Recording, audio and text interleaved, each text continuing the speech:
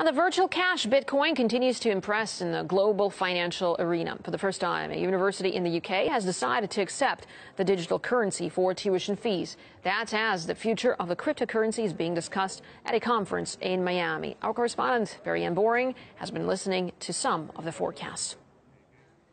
And I am here at the 2014 North American Bitcoin Conference. I went to the first ever Bitcoin conference about a year ago. And in 1 year, the amount of growth in the Bitcoin community is huge. We've seen the number of Bitcoins in circulation increase 14%, and the number of Bitcoin transactions per day have increased 25% in just 1 year. I spoke with Nicholas Carey. He is the CEO of Blockchain, which is the world's biggest Bitcoin website. Bitcoin has been growing at an astronomical rate. We say there's an unbelievable migration of human talent and capital moving into Bitcoin. I expect more volatility, but possibly in an upward trajectory. This will be a good thing for everybody, though. More money moving into the space, more attention to it, and greater adoption of Bitcoin. 2014 is all going to be about making Bitcoin more user-friendly and having more startup companies to get more consumers involved in the community. So about this time last year, we had maybe 2,000 merchants on our platform accepting Bitcoin. Now we have over 21,000, so about 10 times more in the course of a year.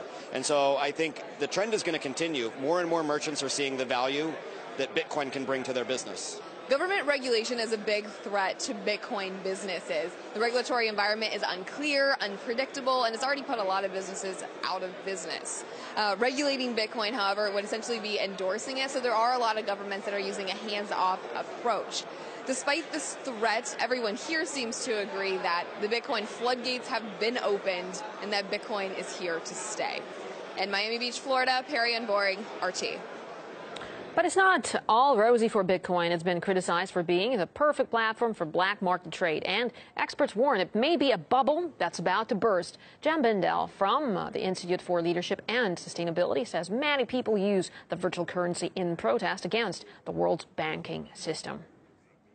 Well, I think young people, many of them are getting into Bitcoin and other types of complementary or cryptographic currency, almost like an expression of their annoyance with the current banking system and all these scandals and a perception that not enough's being done. And so it's almost like a protest vote and saying, well, if you're not going to change things, we can do something our own way. Many people are into it for that reason. So I think for some people it's a protest. For other people, then it's actually just really helpful. And is it the future? It's certainly part of the future. I call them complementary currencies. I don't think it will bring down national currencies, but it will certainly make us think again about what is money and how to make money useful to us in the way it's designed.